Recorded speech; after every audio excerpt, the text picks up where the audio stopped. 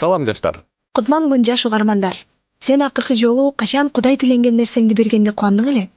Абдан жагымдуу суроо экен.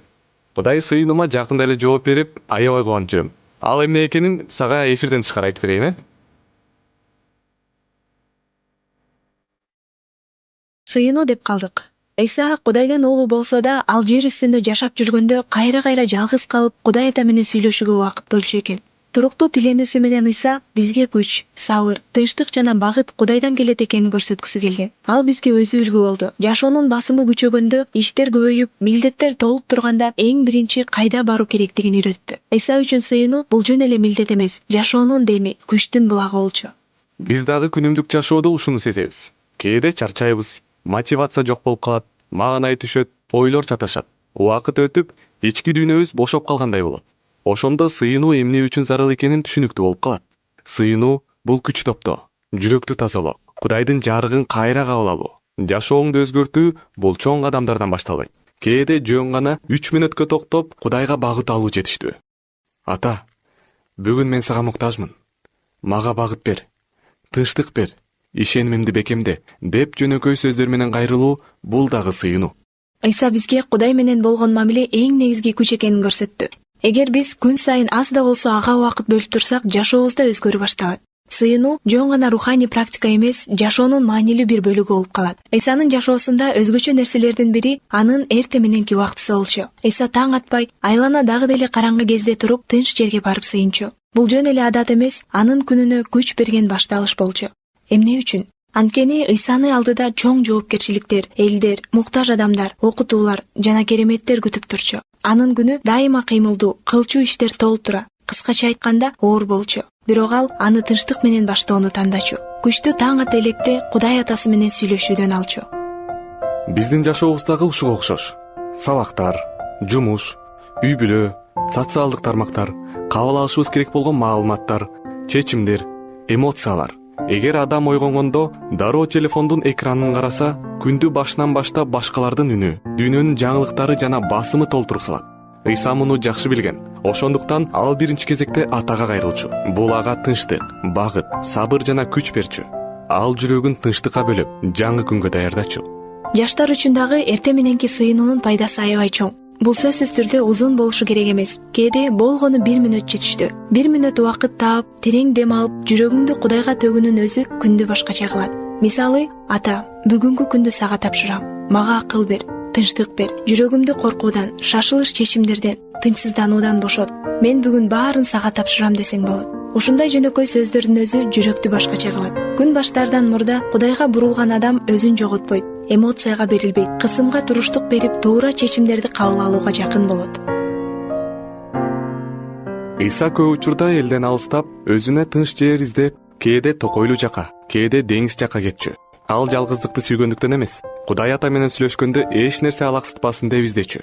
Биз жашаган дүйнө дайыма ызычуу. Биздин телефон, кабарлар, пландар, сабактар, адамдардын ойлору, социалдык тармактар, ал тургай уктап калганда дагы ой тынч албай калган учурлар дагы көп. Мындай жашоодо тынчтык табуу оңой эмес. Бирок Иса бизге ушундай ызычуунун ортосунда дагы өзүнүн тынч жерин табууну үйрөттү. Бул тынчтык чоң нерсе болбошу да мүмкүн. Биз үчүн бул бөлмөдөгү бир бурч, коридор, мектептен же жумуштан кийин 2 мүнөттүк тыныгуу, автобуска түшкөндө көздү жумуп Кудайды эстөө болушу мүмкүн. Исанын жашоосундагы эң таасирдүү учурлардын бири анын түнү бою сыйынган учурлары. Иса кээде күн батып калган соң, адамдар тарагандан кийин жалгыз калып, таң атканга чейин Кудайга кайрылып турган. Бул жөн эле руханий практика эмес. Жүрөк толуп турганда, алдыда чоң чечимдер турганда Кудайга толук баш ийүү болчу. Иса түнү менен сыйынган учурлардын бири бул 12 шакирттин тандаар алдындагы түн. Ал адамдардын мүнөзүн, алардын келечектеги ролун, алардын жүрөгүн эң жакшы билсе дагы, атадан багыт алууну тандады. Бул бизге чоң үлгү. Кудайдын эркин издөө, акыл жетпеген маселелерде да эң туура жол. Биздин жашообузда дагы кээде түн тынч эмес болот. Оюбуз бир жерге топтолбой, жүрөк тынчсызданып, эртеңки күнгө байланыштуу коркунучтар пайда болот. Айрым учурда башыбызга келген нерселерди эч кимге айта албайбыз. Дал ошол учурлар Исаны туурап сыйына турган учурлар. Көп учурда түнкү сыйынуу жүрөктү жеңилдетет, тынчсыздануу азаят, ойлор тагыраак болуп, эртең менен башкача ойгонобуз. Ыйык жазуудагы кээ бир жаштар түн ортосунда Кудай менен сүйлөшүп, эң чоң өзгөрүүлөрдү башынан өткөрүшкөн.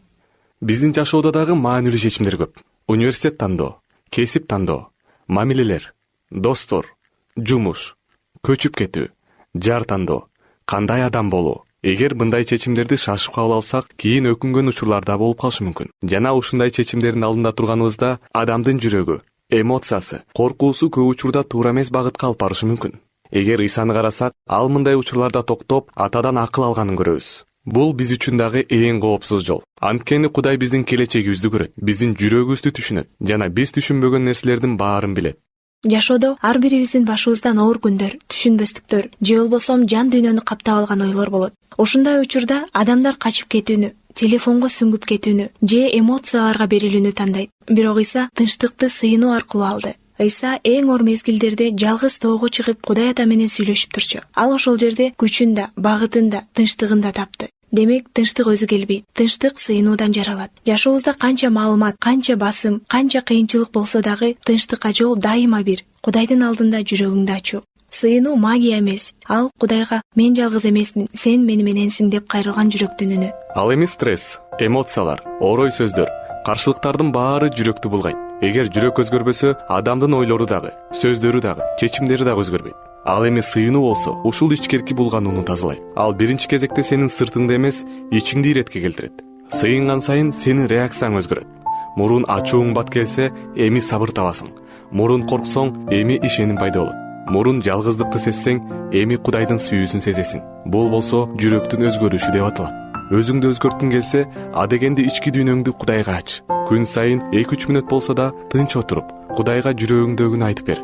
Сен өзгөргөн сайын жашооңдун багыты да өзгөрөт. Исадай болуп маанилүү чечимдердин алдында токтоп Кудайга суроо берүү жана багыт суроо жаштыкта эң акылдуу кадамдардын бири. Себеби Кудай жүрөктү көрөт, келечекти билет, туура убакытты да билет. Эгер азыр маанилүү тандоонун алдында турсаң, убакыт таап отуруп Кудайга кайрыл. Тиленген жүрөк адашпайт. Кудайдан тиленүү бул оор сезимдерди басып коюу эмес. Тескерисинче аларды Кудайга ачык айтуу. Иса Гетсиман багында баарын ачык айтып сыйынган. Бул окуя бизге Кудайга чыныгы абалыбызды айтуудан уялбайлы, жашырбайлы дегенди түшүндүрөт. Сыйынганда эч кандай туура сөздүн табыштын кереги жок. Болгону чынчылдык маанилүү. Оор учурларда сыйынуу жүрөккө күч берет. Маселелер дароо чечилбесе дагы адамдын ичиндеги коркуу жоголот. Мен жалгыз эмесмин деген сезим пайда болот. Кээде сыйынуудан кийин чечим келбейт, бирок сабыр келет. Кээде жооп албасак дагы тынчтыкка ээ болобуз. Кымбаттуу дос, эгер сен азыр оор күнөөлөр менен күрөшүп жатсаң, Исадан үлгү ал. Баарын Кудайга айт. Кудайым, мага күч бер деген жөнөкөй сыйынуу жүрөгүбүздү жеңилдетет. Кудайга сыйынуу бул качуу эмес, бул андан күч алуу. Исанын бүт жашоосу Кудайдын планын аткаруу үчүн багытталган болчу. Ал көп сыйынгандыктан ким экенин жана кайсы жол менен барышы керек экенин так билген. Жаштык бул өзүңдү табуучу мезгил. Ким болом, кайсы кесипти тандайм, кандай жолго түшөм, кайсы талантты өнүктүрөм жана башка ушул сыяктуу көп суроолорго толгон убакыт. Сыйынуу бул ички үнүңдү угууга жардам берген аянтча. Сен сыйынууда токтоп, Кудайдан жетекчилик сураганда жүрөгүң бир нерсеге бурулат. Кээде жооп ойлоруңда, кээде тынчтыкта, кээде жаңы идея түрүндө келет. Эгер тегерегиңде кеңеш жок, колдоо жок болуп жатса, анда тынч отуруп сыйын.